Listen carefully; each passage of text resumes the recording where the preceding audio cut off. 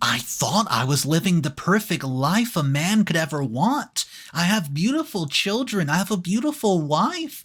But one day I was talking to one of my best friends at work, and he told me something that he didn't want to share with me. It's about my wife and what he saw her doing.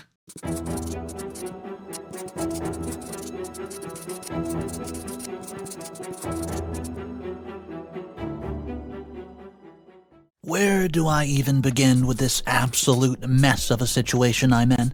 I guess I should start by introducing myself. I'm Daniel, I'm 40 years of age, and up until a few weeks ago I thought I had the perfect life. I'm an architect living in New York City with a gorgeous high-rise apartment overlooking Central Park. I'm a partner at a very successful firm. I have an incredibly beautiful and successful wife named Eliza. She's 38. She's a senior vice president at one of the top Fortune 500 companies in the city, and, well, we have two wonderful kids, Emma, she's 4, and Ethan, he's 3. From the outside looking in, it seemed like I had it all. The beautiful family, the fantastic career, the big city life. I thought I was the luckiest man in the world. But over the holiday season this year, everything, and I mean everything, came crashing down in the most brutal way imaginable. It all started at my wife's company Christmas party. My old friend Alex was there. He's 35 and works as a private investigator now. We go way back to college parties and whatnot, but have lost touch over the years. Chatting with him at the party, he started dropping hints that Eliza might be having an affair. I laughed it off at first. I mean, come on. There's no way that she would ever do that to me and our family. Well, the next day, Alex came by our apartment to give their kids their Christmas presents. He handed me one final gift, an at-home paternity test kit. He said it's just, to give me a bit of peace of mind, and to call him if I ever needed anything. That's when the first seeds of doubt were planted into my mind. A week later, Alex called me and said that he had just seen Eliza having dinner with her boss, Richard. See, Richard is the 45-year-old CEO of her company. Alex said it looked suspiciously intimate and romantic. Lots of flirting, touching from what he could see. I started to feel uneasy, but still could not fully believe my loyal wife of 10 years would ever cheat. I didn't say anything to Eliza about what Alex told me, but that night while she was sleeping, I got samples from both of our kids and sent them off for paternity testing. Those were the longest 2 weeks of my life. When the test results came back, my worst fears were confirmed. Neither Emma nor Nathan were my biological children. I was devastated. I was outraged. When Eliza came home from work that night, I confronted her right there in the kitchen. I'll never forget the look on her face when I told her about the test. She broke down in tears, sobbing uncontrollably, saying she was sorry and it was the biggest mistake of her life. She swore it only happened one time, a drunken office party hookup with Richie Rich from years ago. She found out she was pregnant and she panicked, leading to this multi-year web of lies to conceal it. Well, I felt betrayed. I could barely look at her. I grabbed her phone and found these explicit messages between her and Richard over the past few months. Some of the things that he said about me made me sick to my stomach. He mocked me. He said some things that I couldn't believe. I'm an oblivious loser, and said he could not wait to be a real family with Eliza someday.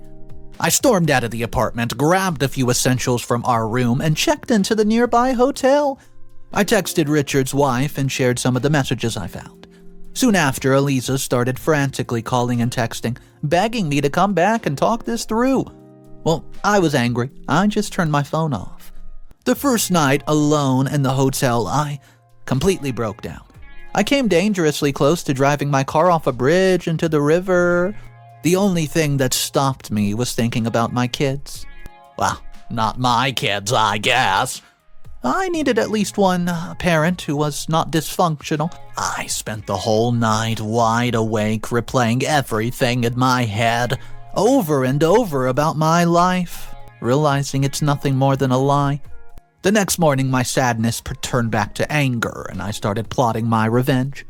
I decided that I was going to destroy Richard's life. He destroyed mine. I was going to take Eliza for everything she has. So I called up Alex and hired him to dig up dirt that he could as much as he can on Richard Shady's business practice. I was also going to call a good lawyer to get the divorce process started and sue for full custody. This was about to get ugly. Over the next few weeks, with Alex's help, I uncovered more about Richard's corrupt company deals, chronic infidelity, other scandals, and I just planned to leak it to the press and watch his reputation crumble. I dug into Eliza's finances and realized she has a lot of credit card debt. She's been hiding it. She kept calling me desperately trying to reconcile, even offering to help expose Richard. But I think it's all just a ploy to save her butt. Using my connections in the corporate world, I started sabotaging Richard behind the scenes, and his wife was more than happy to join forces with me in taking him down. We worked together to freeze his assets so he could not hide money. When all of this eventually went public and just prepared a custody lawsuit. So I paid for a covert social media smear campaign against him. The whole shebang. Bot networks, fake accounts dragging his name through the mud 24/7 on repeat, and after a couple of weeks of this, the effects became obvious. Richard was a disgraced man in his professional and personal life. But the story took an interesting turn. See, Richard showed up to my hotel room one night. He seemed desperate, said that we could make a deal, make all this just go away. I won't lie, I pondered upon it, taking it in for a moment before realizing I would not undo the betrayal. It's already endured. So I kicked him out of the room and decided it's time to take this plot to the next level, shall we? I'm putting the finishing touches on my ultimate revenge scheme as we speak. It's going to be absolutely devastating, and I've gathered more proof of Richard's misdeeds, more than he could ever deny. There are even some shocking revelations from Eliza about lies upon lies that she's told over the years. I'm going to turn the tables on both of them in a way that they won't see coming. The lawsuit and criminal charges will absolutely cripple Richard and completely turn the public against him. Watch. Eliza will finally face what she has come to. I know some may think I'm going too far and I should just let it go. But those people don't understand the sheer pain and anger I feel from having years of trust broken in such a fundamental and unforgivable way. I don't see any other choice but to burn it all down, watch it burn and start afresh. I'll admit, a small part of me wonders if I'm going off the deep end, and I do genuinely worry about the well-being of Emma and Ethan through all this. They're innocent kids caught up in a mess created by selfish adults. By the end of the day, I have to do this. Not just for revenge, but I think it's more for closure. Anyways, that's where things stand now. My so-called perfect life was completely shattered. Maybe I'll regret some of this one day, but right now I'm seeing this plot through to the bitter end, no matter what it takes. I know this is a lot to take in, but it feels good to finally get it all out there anonymously. Let me know if you have any thoughts or advice and wish me luck as we approach the final nuclear stage of Operation Ultimate Revenge. What's up, everybody? If you're not subscribed to the channel, you're going to want to take a second, hit that subscribe button underneath this video. That way you never miss a revenge story, which drops every single day. Guys, update number 1 is called The Plot Thickens.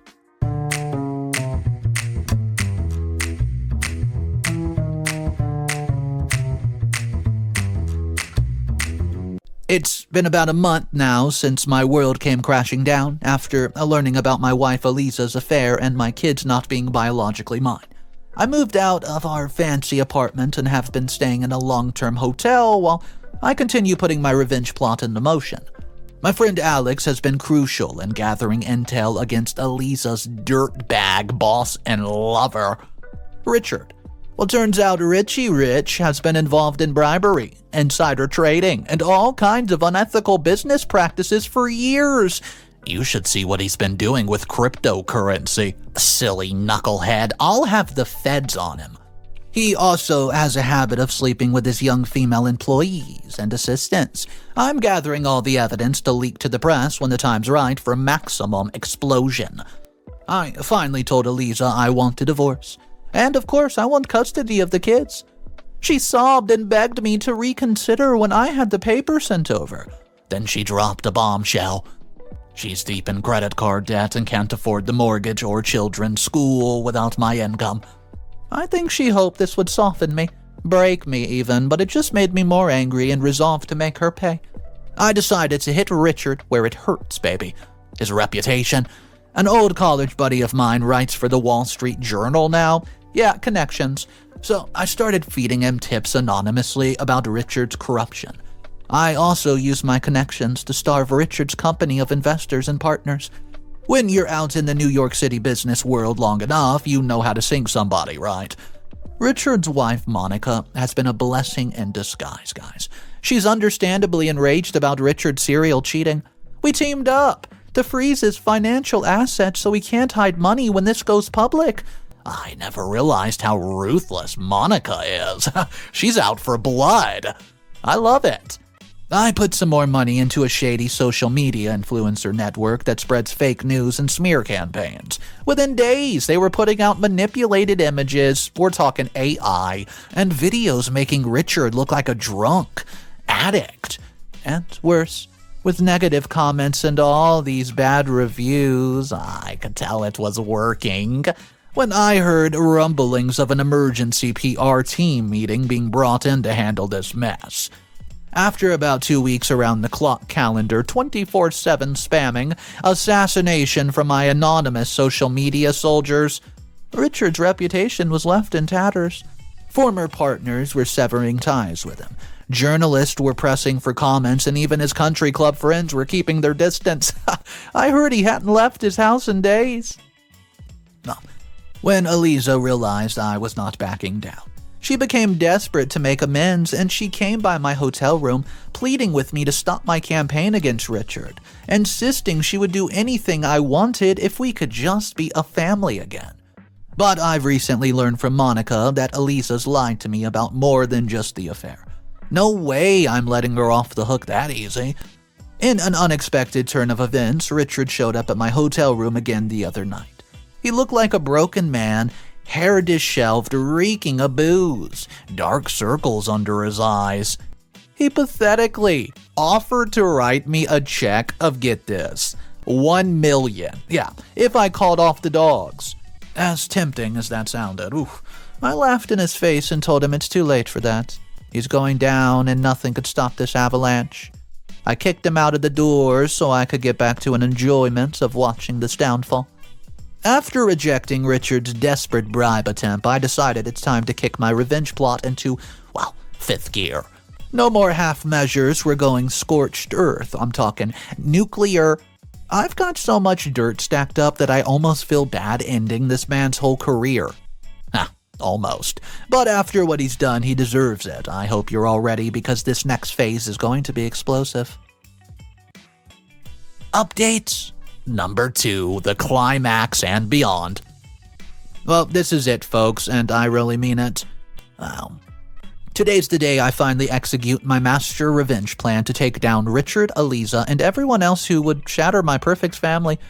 All my hard work gathering intel, turning allies against them, and strategically leaking damaging material has led to this. The nuclear option, like I exposed before. Well, after the past week, some of Richard's discarded mistresses and abused employees have been more than happy to join my cause. With their help, I compiled undeniable evidence of Richard's financial crimes and all his misdeeds over the years. Well, there's no coming back from this, that's a promise. But right as everything was in motion, Eliza showed up at my hotel room again yesterday. She was a complete wreck, makeup running, barely able to speak between frantic sobs. And then she told me something I never expected. Emma and Ethan have a different biological father. Neither was Richard's after all. She broke down explaining that Emma was from a one-night stand with a coworker after a bad argument we had years back. Ethan? Well, Ethan was from an affair she had with the guy she met at the gym not long after Emma was born? I was reeling from this information. It did not undo the betrayal, but it complicated my feelings towards Eliza and my perception of our relationship history. However, after taking some time to think it over, I realized I could use this to strengthen my case against the both of them. So I carefully edited Eliza's confession to make it seem like Richard fathered both children in a long-running affair. This morning, I had my lawyer submit lawsuits against Richard and Eliza for fraud, infidelity, and affliction of emotion. I included Eliza's doctored confession and the other evidence I gathered. I also tipped off the New York Times on the pending litigation. By noon, Richard's sordid secrets were spread across the interwebs for the world to see. He'll never actually recover from this. With the lawsuits now being public, my social media army went to town destroying what was left of Richard and Eliza's reputation. Within hours, they were society's most hated couple, being raked over the coals online and in the press. It was as brutal as it was satisfying. So, Eliza, she lost her cushy corporate job, and last I heard, had to sell most of her possessions just to stay afloat financially. Well, she no longer will be living in Manhattan's luxury lifestyle on my dime. As for Richard, well, his outcome was even worse. The FBI got involved and he's facing serious jail time for financial crimes. White collar. His company and personal wealth evaporated overnight. He lost his wife, his kids, and any shred of dignity.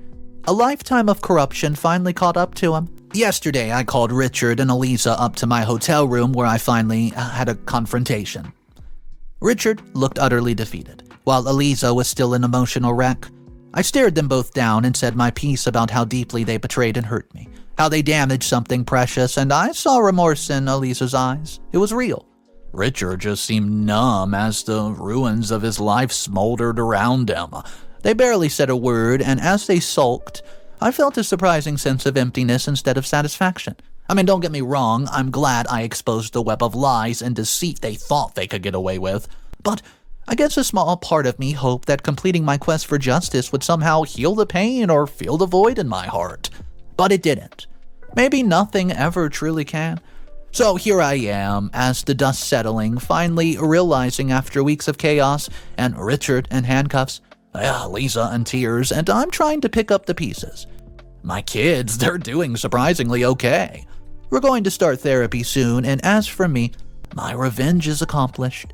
But I now know I'm recovering from something like this. It's going to be a lifelong process. As part of me died when I learned my perfect reality was fiction.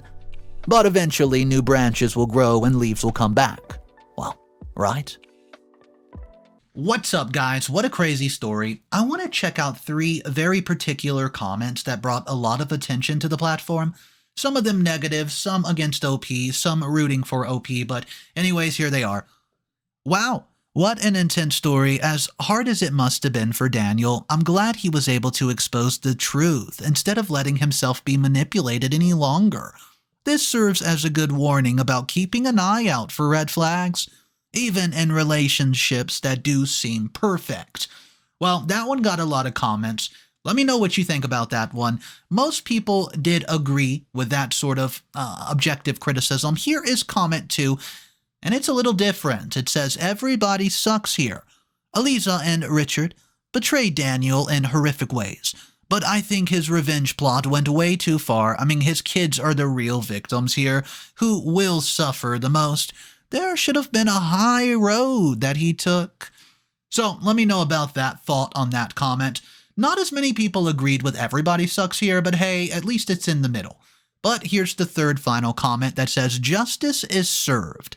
It's so satisfying to see cheaters and liars like Eliza and Richard face real consequences for their actions. They destroyed Daniel's life without a second thought. Well, it makes sense that he would go scorched earth mode on them in response. I don't blame him at all. So, knowing those 3 comments, let's discuss it in our comment section.